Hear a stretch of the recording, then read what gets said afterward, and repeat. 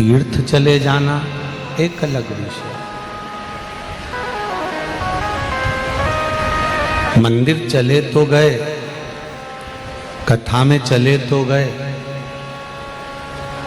तीर्थ चले तो गए, पर वहां अपना ये हृदय, अपना दिल, अपना चित्त, अपनी वृत्ति, अपना मन यदि भगवान से नहीं लगाया तो फिर मंदिर जाने से या कथा में जाने से या तीर्थ जाने से कौन सा फायदा है।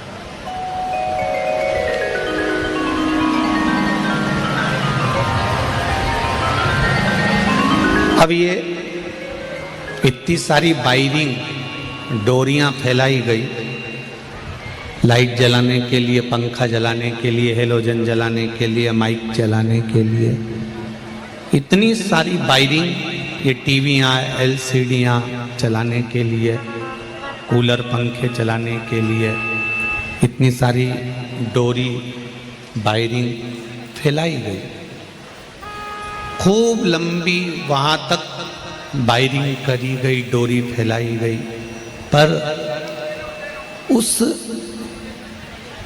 डोरी का कनेक्शन यदि प्लग से नहीं जोड़ेंगे तो इसमें करंट आएगा क्या? बोलो तो जम के नहीं आएगा। प्लग में ये वायर का कनेक्शन जोड़ा तो करंट आना चालू हुआ। करंट आया, पंखे चले, लाइट चली, माइक चला, कूलर चले। जब उसमें फैला रहा तो बहुत फैला लिया, डोरी भी बहुत लंबी डाल ली, बहुत लंबा लेकर चले गए कनेक्शन को, पर वो कनेक्शन को प्लग से नहीं जोड़ा तो वायरिंग फैलाने से कोई फायदा नहीं है। उसी तरह तुम मंदिर भी चले गए, लोटा भरकर पानी भी ले गए, पूजा की थाली भी ले गए, 5 दिए 6 दिए रखकर भी ले गए, भगवान शंकर के मंदिर में बेलपत्र भी ले गए, चावल का दाना भी ले गए, शिव महापुराण सुनने के लिए भी चले गए, तीर्थ में दर्शन करने के लिए भी चले गए, पर आपका मन, आपका चित्त, आपकी वृत्ति, आपका दिल, आपका हृदय अगर भगवान से, उस भगवान के स्वरूप से, उसके प्लग में ये मन अगर नहीं जुड़ा तो फिर काम भी नहीं हुआ। ये निश्चित है, पंखा नहीं चला, लाइट नहीं जली। इस मन को परमात्मा से लगाना पड़ेगा।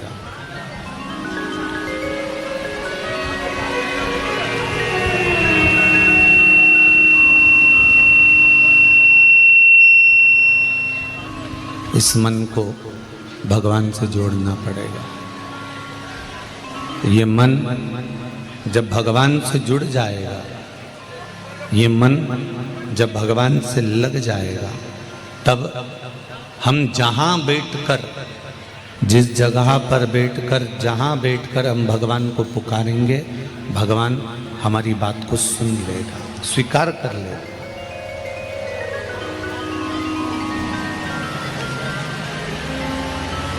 शंभु शरणे पड़े मांगूं दुख काटो दया करी निदर्शन आपो, दया करी निदर्शन।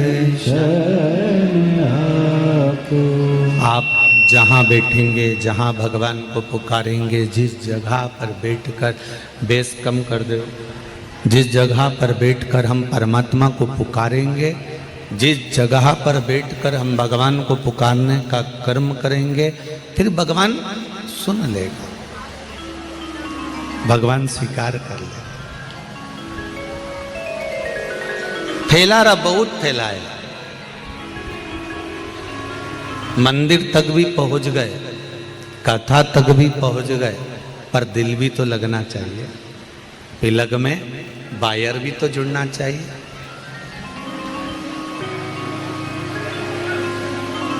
एक बात बहुत ध्यान से सुनना, कई लोग कहते हैं गुरुजी हमारा बहुत कठिन समय चल रहा है, बहुत दुख का समय चल रहा है, बहुत तकलीफ का समय चल रहा है। गुरुजी हमारा बहुत कठिन समय चल रहा है, बहुत दुख का समय,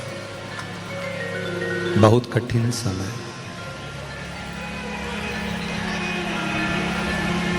और अभी हमारा जब कठिन समय चल रहा है ना गुरुजी, तो कोई हमारा साथ देने वाला नहीं है, हम अकेले रह गए, हम अकेले।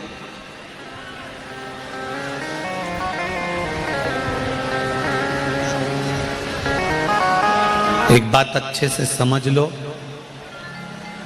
कठिन समय में, दुख की घड़ी में, परेशानी में, टेंशन के समय पर आप अकेले क्यों रह जाते हो? परिवार साथ क्यों नहीं देता? कुटुंब साथ क्यों नहीं देता? रिश्तेदार नातेदार साथ क्यों नहीं देते? हमारे अपने इतना बड़ा परिवार है, मामा है, बुआ है, फूफा है, मौसा है, मौसी है, काका है, काकी है, पड़ोसी हैं, रिश्तेदार हैं, साला है, साली है, सारे रिश्तेदार भरे पड़े हुए हैं। जब दुख का समय आता है, तकलीफ का समय आता है, कष्ट का समय आता है, तब हम अकेले क्यों रह जाते हैं? हमारा परिवार अकेला क्यों रह जाता है?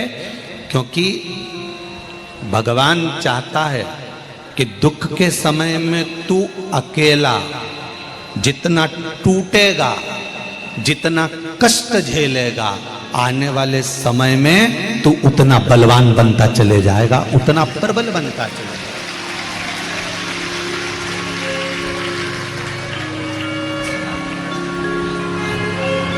कुम्हार मिट्टी को लेकर आता है, कुम्हार मिट्टी लेकर आया, उसको लातों से खूब रौंदा, खूब।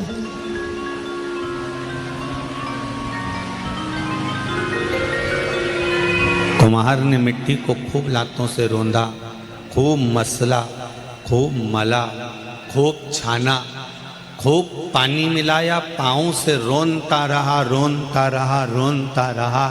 मिट्टी को भी लगा कि मैंने क्या कर दिया ऐसा जो मुझे इतना रोंदा जा रहा।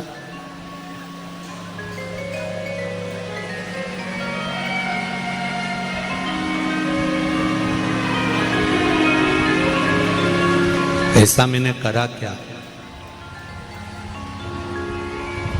कुम्हार मिट्टी से कहता है कि तू घबराना नहीं, मैं तुझे खोद कर लेकर आया हूं, तुझे पटक कर रखा है, पानी डालकर गला दिया, पाँव से तुझे कूच दिया, बहुत मला गया है मिट्टी, तू घबराना मती, तू रोना मती।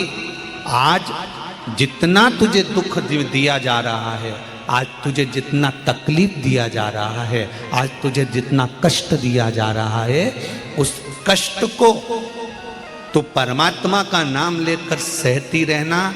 अगर तूने सह लिया तो चिंता मत करना, मैं मिट्टी का बर्तन बनाकर, तेरी इस मिट्टी की कोई कीमत नहीं है, पर मैं इसका बर्तन बनाकर 100 रुपए में इस कीमत लगाकर बेच सकता हूं। अगर तूने दुख सह लिया तो तुझे मैं कीमती बना सकता हूं। परमात्मा भी यही कहता है, हमारा भगवान भी यही कहता है कि संसार में आए हो, मृत्यु लोक में आए हो, 2 कारणों से मनुष्य की देह मिलती है। एक कष्ट को भोगने के लिए, जो पूर्व में कर्म किया उस कर्म को भोगने के लिए, और दूसरा भगवान का भजन करने के लिए, दूसरा भगवान का भजन। मत बुरे कर्म कर बंदे, वरना पछताएगा, भगवान की आंखों से तू बच नहीं पाए। शंभू शंभू बेस कम कर दे बाबू। बच नहीं पाएगा।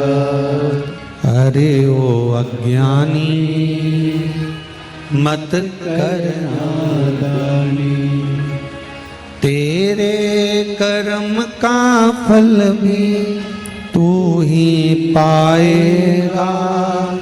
जैसा किया तूने तेरे आगे आएगा। मत बुरे कर्म कर बंदे, मत बुरे कर्म कर बंदे, वरना पछताएगा।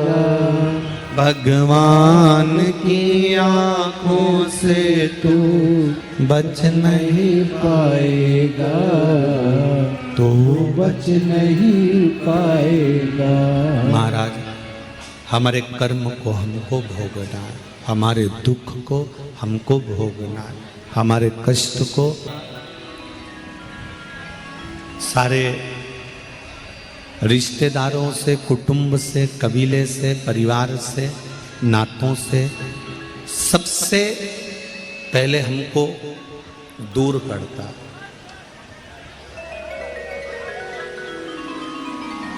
और सबसे दूर करने के बाद में फिर परमात्मा अपने करीब में लेकर जाता, फिर अपने पास में लेकर जाता।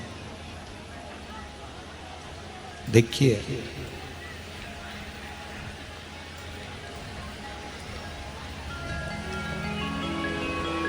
संसार बंधन में बांध रहा है और भगवान बंधन से मुक्त कर रहा है।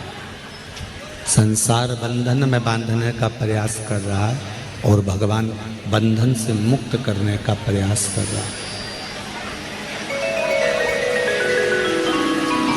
जब माता के गर्भ में आए तो गर्भ में बंधे हुए थे, बड़े हुए तो कर्तव्य में बंधे हुए थे, फिर और अवस्था बढ़ती गई तो आसक्ति में बंधे हुए थे,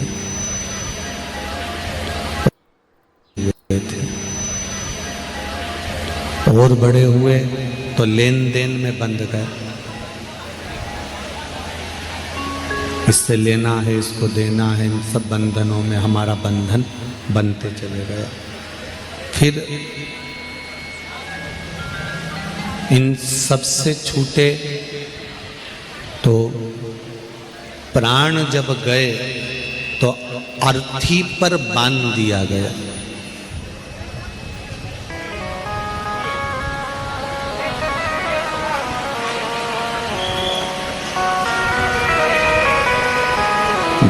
माता के गर्भ से जो बंधन चालू हुआ है, माता के गर्भ से जो बंधना चालू हुए, तो मरते दम तक, आखिरी के समय तक भी अर्थी पर भी बांध कर भेजा गया है कि तुम बंधन से मुक्त नहीं हुए।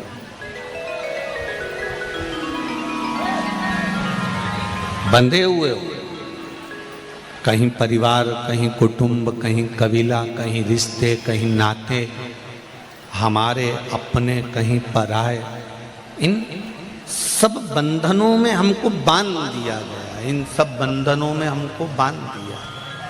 ये सारे बंधन हमारे बंधे हुए हैं। और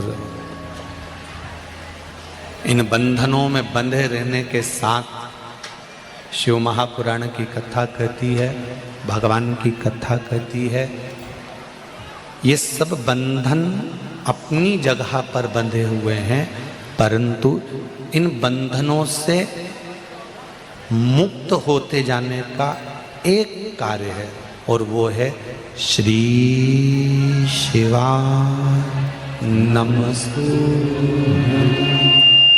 श्री शिवाय नमस्तुभ्यं। श्री शिवाय नमस्तुभ्यं। इन बंधनों से मुक्त होने के लिए पंचाक्षर मंत्र है नमः शिवाय, ओम नमः शिवाय। नमः शिवाय। इन बंधनों से मुक्त होने के लिए पंचाक्षर मंत्र है, इन बंधनों से मुक्त होने के लिए षडाक्षर मंत्र है, ओम नमः शिवाय। इन बंधनों से मुक्त होने के लिए राम नाम है, इन बंधनों से मुक्त होने के लिए कृष्ण नाम है, इन बंधनों से मुक्त होने के लिए द्वादश अक्षर ओम नमो भगवते वासुदेवाय है, इन बंधनों से मुक्त होने के लिए परमात्मा का नाम है।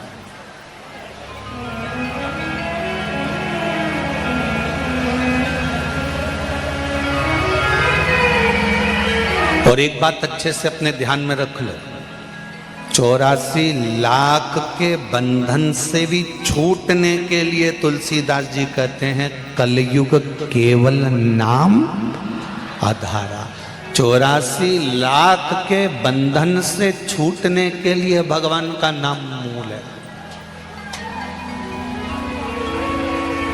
परमात्मा का नाम।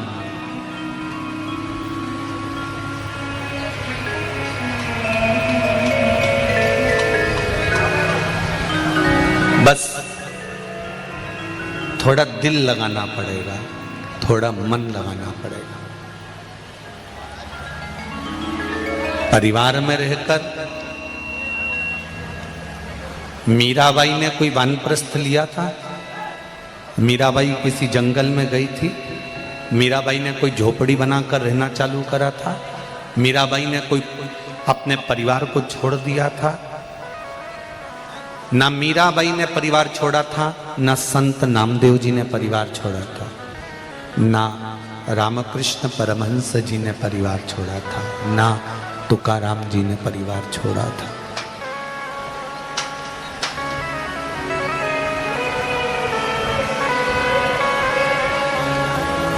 भारत भूमि के जितने संत, नामदेव जी, तुकाराम जी, रामकृष्ण परमहंस जी, चैतन्य महाप्रभु जी, श्रीमद् वल्लभाचार्य जी, श्रीमद् निम्बाकाचार्य जी, जितने भी भारत की भूमि के विद्वान जो भारत की भूमि के कबीरदास जी, रविदास जी,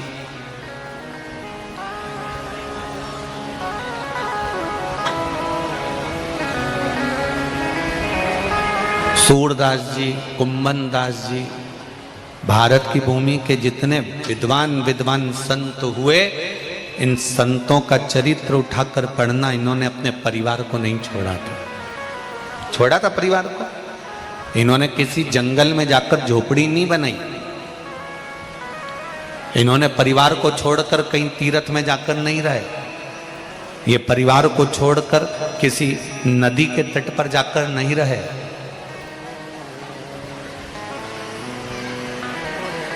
परिवार के साथ रहकर भगवान की भक्ति में डूबे रहे।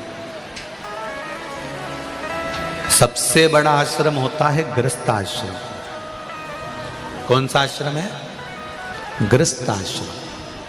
परिवार में रहो, कुटुंब में रहो, रिश्तेदारों में रहो, और भगवान कहते हैं इन सब के बीच में रहकर मेरा भजन करते रहो तो मैं तुम्हें जल्दी से जल्दी स्वीकार कर लूंगा।